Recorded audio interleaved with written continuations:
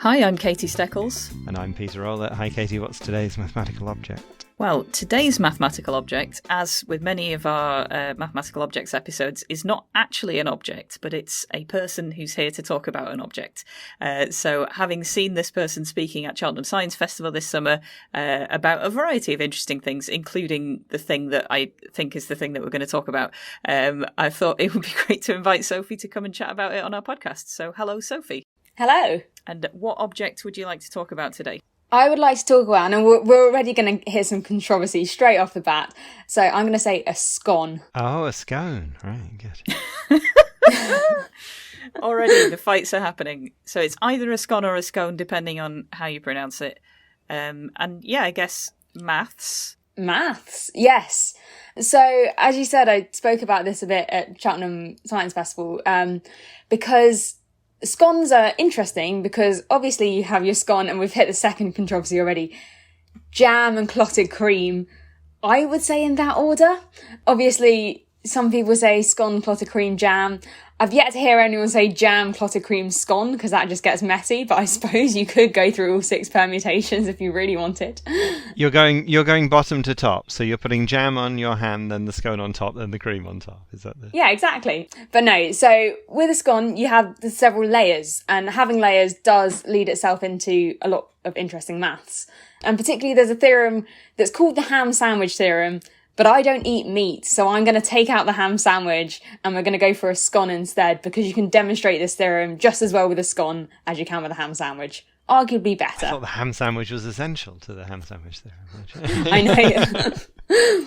Who knew? Who knew? So yeah, the ham sandwich theorem basically states that, well, in particular, we'll talk about the case of scone with your jam and your clotted cream. It states that there is a way of cutting your scone using just kind of a single cut so that you have exactly half of the scone, half of the jam and half the clotted cream in each piece. Now it does talk about it slightly more generally, so that if you have n different, not even layers because they can be volumes and things, if you have n different volumes, then you can have an n-1 dimensional cut that will give you exactly half of each of the different layers, ingredients, things. And the cool thing about this though is they don't even have to be stacked on top of each other. Your jam could be in Australia, your clotted cream could be in, I don't know, Kenya, and your scone could be here in Britain, and you'd still be able to find some massive cut that would halve each of them. So in different numbers of dimensions, I guess, like if you're in 2 dimensions, which is probably an easier thing to visualise, you've got maybe like 2 shapes on a piece of paper. Yeah, a single line. Yeah, you do a single line, which I guess is an n-1 dimensional cut. Yeah. But can you do 3 regions in 2 dimensions, or does it have to only be 2? Not necessarily. Obviously, we can think of some examples when you can do 3 regions in 2 dimensions, because you could just draw them on top of each other, but the theorem doesn't promise that you can do 3 regions. Okay, but so in 2D, if you've got 2 shapes, you can always draw a line that cuts both of them in half, regardless of where they are relative to each other. That feels intuitive to me. Like, I'm happy with that. So we're saying that if you extend that up to 3 dimensions, you can now position 3 objects in 3D space and then make a 2D cut, which I guess is like a plane through all of them. Exactly. You can almost imagine if you stuck kind of paint on your knife and the paint just rubbed off in the air, you could see that like rectangle moving along the knife, that kind of 2D plane shape. And since we've gone there, we're all perfectly happy with, in 4D space, just pushing a cube through things, right? Yeah. Yeah, don't you... I did that twice before breakfast. So you could have 4 things and then stick a cube through all of them and it would split all of them in half. Yeah, I suppose not necessarily a cube as so much of a 3D. Yeah, for anyone who's not watching this podcast with video, which is everyone, we're all waving our hands around here. There's a lot of hand waving going on at this point. So let's drop back down to 3D, because that feels more sensible. Let's cut back to 3D. Yeah. I mean, I tend to stick to 3D scones anyway. How do we prove this? So the proof's actually easiest if we look in 2D, because the way you can think about it with 2D, actually this employs something called the intermediate value theorem, which sounds all complicated, but it's basically saying if we start at point A and go to point B, and the path is continuous. There's a rigorous mathematical definition of continuous, but essentially you don't jump or skip things. Then you have to hit all the points in the middle, which kind of makes sense. If you have a function that starts at 1, ends at 2, then you're going to hit 1.5 somewhere in there. So the continuity, what we sort of mean is that you're going from point A to point B, and if you drew it with a pen, it would be a smooth line with no gaps in it and no kind of jumping off to other places along the way. Is that a reasonable way of putting it? Yeah, exactly. Exactly. And there are more rigorous ways of defining it by saying essentially that if you get 2 inputs and they're within a certain distance of each other, then there's kind of an output within a certain distance and things. Yeah, I think it's a very close notion to you can draw it without taking your pen off the paper. But I think the technical definition also kind of rules out cases where you move infinitely far in one direction while moving a tiny amount in the other direction, which obviously is quite difficult to practically do with a pen as well, but wouldn't actually count as taking it off the paper. So it's kind of notionally like a smooth... I mean, smooth is also a maths word that has a different meaning, so we'll be careful with that. But like a sensible curve, right? It's a well-behaved line that doesn't do anything ridiculous. Yeah, it's kind of saying if your outputs are a certain level of closeness, the inputs also have to be nearby. Yeah. But it's one of those things that's fairly intuitive. But once you start doing rigorous maths, you do sometimes have to be aware of it because not everything is continuous. Yeah. I guess the most famous function really that isn't continuous is the floor function or the ceiling function, where you just take the integer below your number, which is going to obviously step up. It'll go at 1, then jump up to 2, jump up to 3. That wouldn't be continuous. And then you get ones like 1 over x, where it goes off to infinity at 0, therefore that's not continuous. Yes, exactly. You can't move from -1 to 1 and be sure that you're going to hit 0 in between them, because 0 isn't defined for that function. Defined. Yeah. Cool. So we've got this theorem, which effectively says if you increase a value from a certain value to another value, you have to hit all the points in between. Yes. So we've taken something intuitive and now dissected it. Yeah. But back to how does this help us with scones? Right. So really, I guess the first way to look at it is think if you had, we're talking 2D space here, a single shape, and imagine you've got your line cut that you can go over. And we'll say the line is going to be parallel to the edge of your piece of paper. We'll define the direction as up. So we've got an angle of 0, and we're cutting our shape. Now you can move this line left and right, and at some point it's going to cut exactly in half, cut your shape exactly in half by this intermediate value theorem. All to the left of the shape, and it will be 0% on the left, 100% on the right. Your line's all to the right of the shape, it's 0% on the right, 100% on the left. So at some point it has to be 50-50. Yeah, for anyone who can't see Sophie, she's sort of waving a hand around as though she's holding some kind of knife in a slightly threatening way, but it's moving from left to right. Like I'm imagining a flat piece of jam, like a 2D piece of jam that you're at some point, as you swing your knife across, you're going to be halfway. Exactly. So that's when our knife's at 0 degrees, we're going to be halfway on this 2D piece of jam. And that's even if it's a really weird shaped splodge of jam. There's going to be a point where you can find that you're halfway, because you can definitely go from 0% to 100%. Therefore, there's a point in between that's 50%. Exactly. And I mean, this gives no indication of how to find where that point is. It's just saying that there is one. Mm-hmm. So what we've got at a perpendicular 0 degree cut, there's going to be a place where we can cut our jam in half. Now, let's suppose we twist that angle so it's not 0 degrees. Okay, again, still, for whatever angle it's at, there's going to be this cut by the intermediate value theorem, because we're going to be able to have our knife all to the left of the jam, all to the right of the jam. So there's got to be a 50% in the middle. And this is true for any angle, which is the key thing when we bring in the cream. Because now we've got our kind of 2 variables in a way. We've got the angle and we've got how much we translate the knife across. Mm-hmm. So by combining both of them, then what we can say is, okay, let's look at the angle of the knife and define it. And again, at any angle, you're going to have some way with the cream where there's 50% of the cream either side of your knife. Now, if you don't believe me, if you imagine your knife and assume it's not already 50%. If we've already got 50% either way, we're done.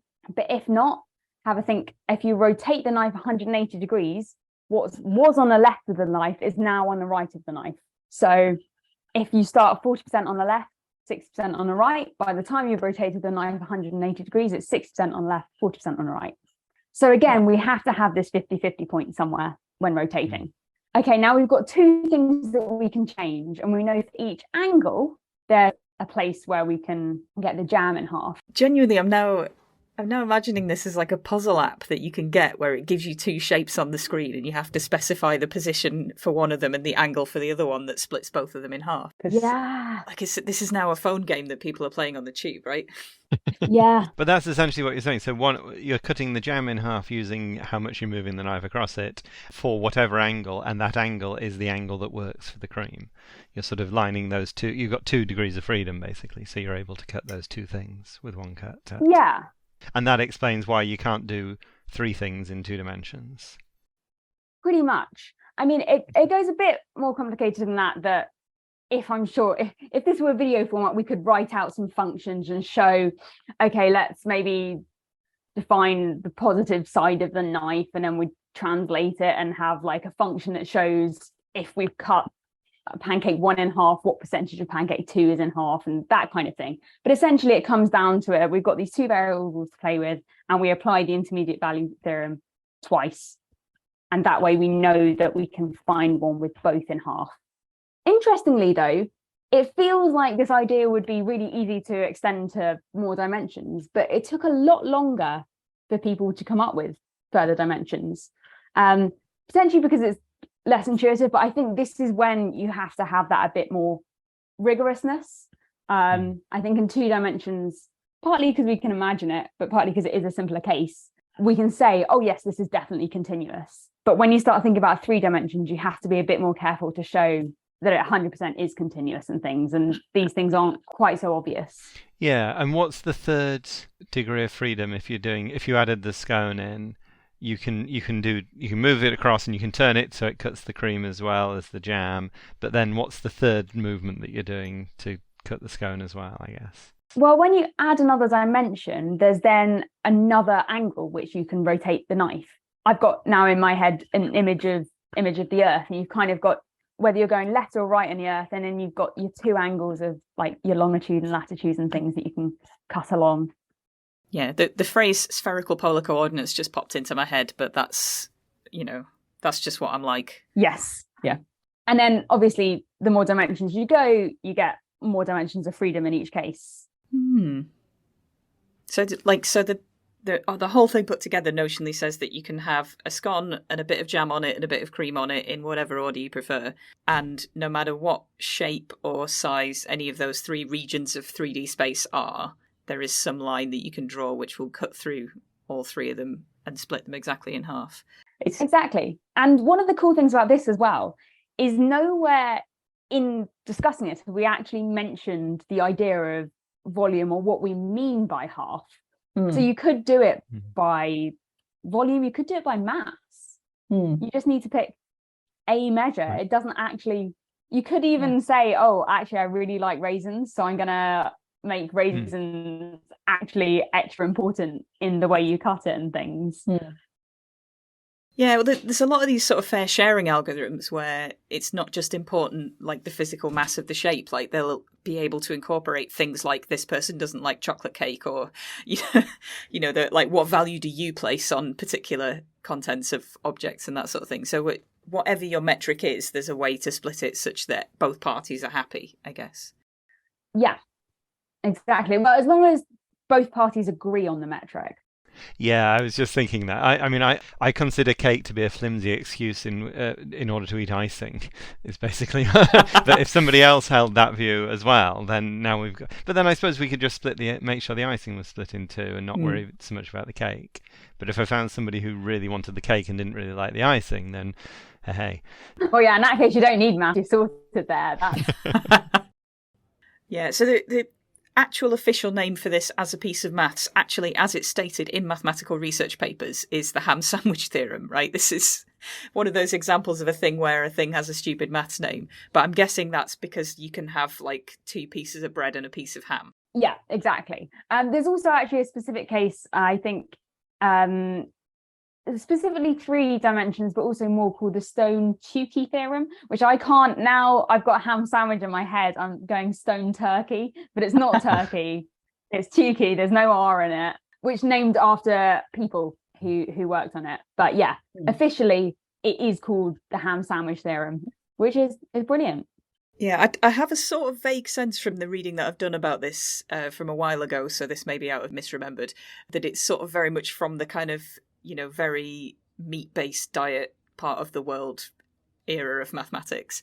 And I remember seeing a statement of it where you could imagine basically a joint of meat that consists of meat, fat, and bone.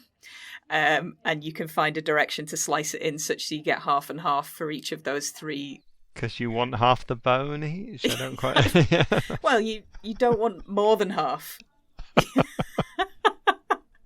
Yeah, but obviously that's a much less vegetarian version of this. Like, it's not even a ham sandwich where you've got bread. But yeah, it's because I think that kind of, for me, gives it that sort of 3D, like this could be 3 like weird shaped, disconnected, scattered regions of substance, whatever they might be. But yeah, scone, jam and cream is perfect.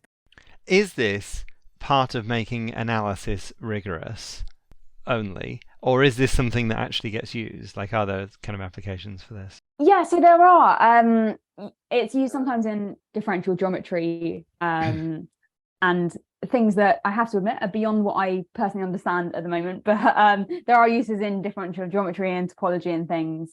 So yeah, its primary use isn't just cutting ham sandwiches. Yeah, I think anything that's sort of to do with geometrical sort of 3D space or n-dimensional space, I guess, will have applications wherever people are doing that. A lot of the applied topology seminars that we used to go to, which were a thing, but they were talking about things like spaces of points in data sets, or like, there was someone who was studying genetics, and they were basically like, yeah, a gene is just a 60,000 dimensional, vector, because you've got all of these points of information, but if you plot them all in a 3D space, you can sort of see clusters of people with similar genetic makeups and that kind of thing, which is sort of a terrifying thought, but it essentially anything can be considered as a space in n dimensions. So having something like this that extends to however many dimensions you need, I guess, means it's really nice and applicable for that.